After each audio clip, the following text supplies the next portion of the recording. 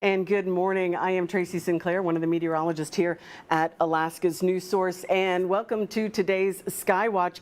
This is what we've got going on for our day. We're going to have a lot of really fun topics. Now, the good news is we're not going to be on the air for long, only about 10 minutes. And if you don't have time to watch now, you can always watch later on alaskasnewssource.com. But here's what I'm talking about today. We were talking a little bit of night sky viewing. That is Mercury and Venus, our two focuses for tonight. And today, speaking of Venus, we've got Dr. Robert Herrick from the University of Alaska Fairbanks Geophysical Institute. He is on the team for the next mission to Venus, so we're going to hear about what the plan is for that.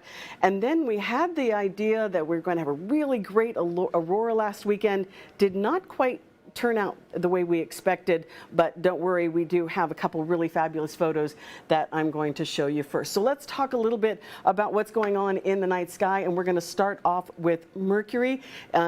Tomorrow, as Mercury, sorry, let's try this again. You can look towards Mercury about 30 to 60 minutes right before sunrise tomorrow morning, and you can see Mercury. It's going to be about 1 degree away from just the tiniest sliver of the moon. Should make for some fantastic photography for those of you who do planetary photography and our sky watchers, so that could be kind of fabulous if you get clear skies. Unfortunately, so much of Alaska the last couple of days has been under cloud cover. And now Venus is also going to be kind of a big player throughout the month of November. Venus will be getting higher and higher in the sky and a little bit brighter each day.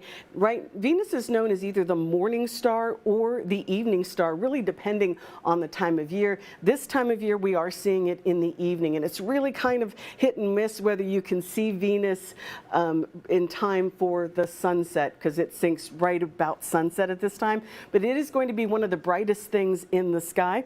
And we have been going to Venus, meaning humans, for many, many years. There's been more than a dozen missions to Venus, and we're going to have one headed our way in the next couple of years, I think. And so joining us is Dr. Robert Herrick with the University of Alaska Geophysical Institute.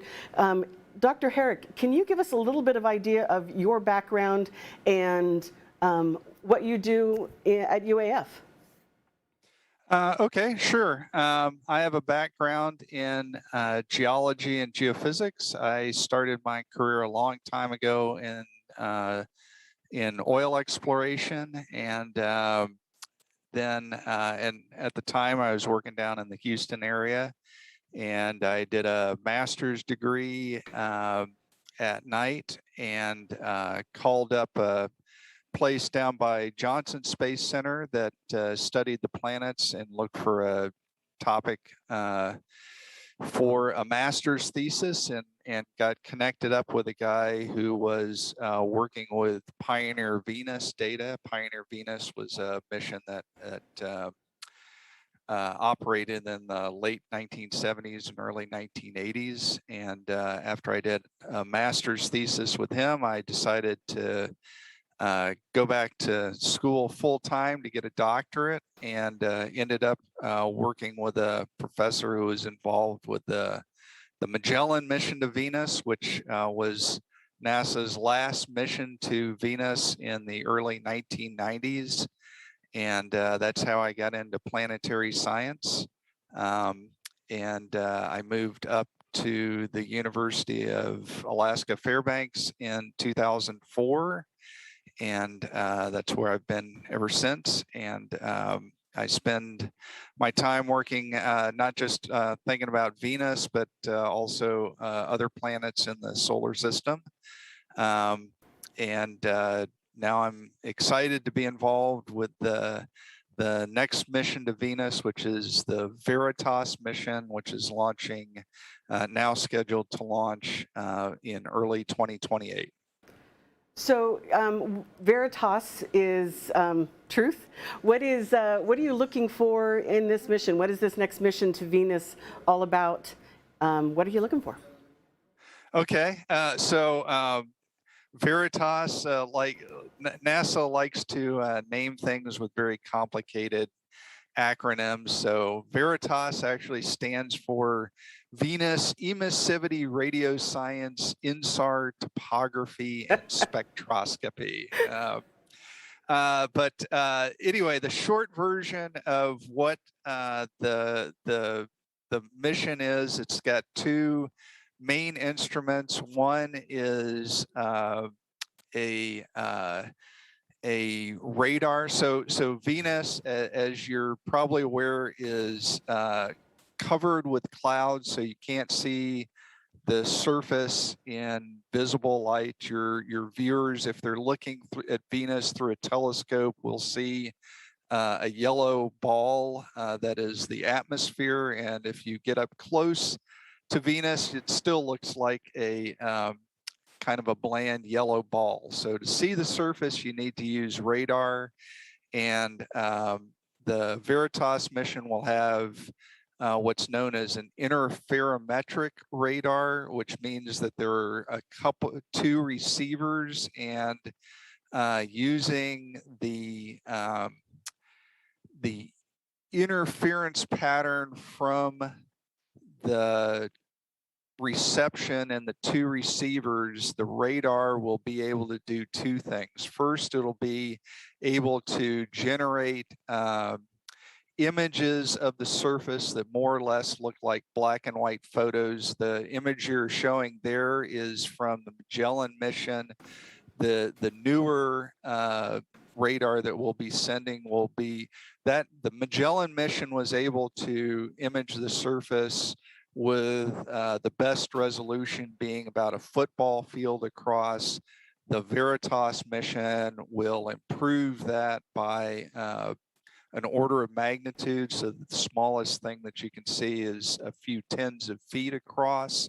And then using the interferometric capability, we'll be able to get the topography, the shape of the surface down to about a football field across. And then the second instrument on Venus is a camera that is able to see through the clouds in a few wavelengths in the infrared, so slightly longer wavelengths than we can see with our eyes.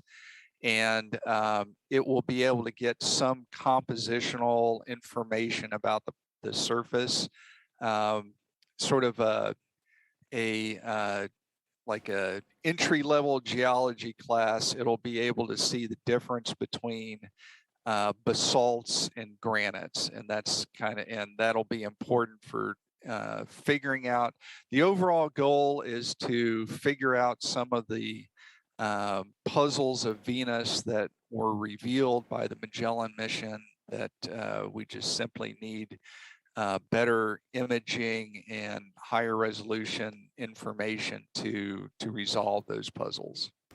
Well, it sounds amazing, and I'm so excited. When you're part of this mission, do you continue to stay at UAF while you work on this mission? And what is your role, real quickly, because I know I told everybody less than 10 minutes we'd get them out of here. So okay. What's your role on it? I have a couple of roles. One is to sort of focus on understanding the impact crater distribution, one of the big puzzling things. So impact craters on a planet are used as clocks because we can't date the rocks on other planets yet. And so, but our clock that we have is how often things are striking the surface. Asteroids and comets hit the surface on a reasonably regular basis, so we can sort of count up the number of impact craters and get a feel for the age of the surface. And one of the surprising results from the Magellan mission was that a lot of the surface, at least at first glance, seems to be the same age, which is puzzling. We expected areas to be younger or older, and solving that puzzle is my scientific role on the mission. I also have another role on the mission, which is to kind of a logistical part where one of the things that we need to do is take the data coming down from the spacecraft and repackage it in a way that other people can use it, including the public. And so I'll be kind of heading up that effort as well.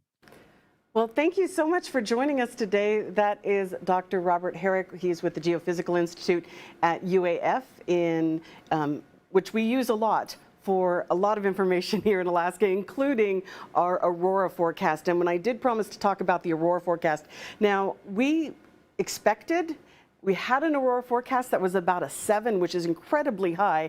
That was for last Friday and Saturday night. And despite the fact that we had a lot of cloud cover in Alaska, I still expected to see at least a few people getting to see some of this aurora. It did not show up. And part of the problem was that the particles in the atmosphere just slowed down a little bit more than we expected them to. We expected them to show up overnight across the U.S. They did not. They showed up during the day.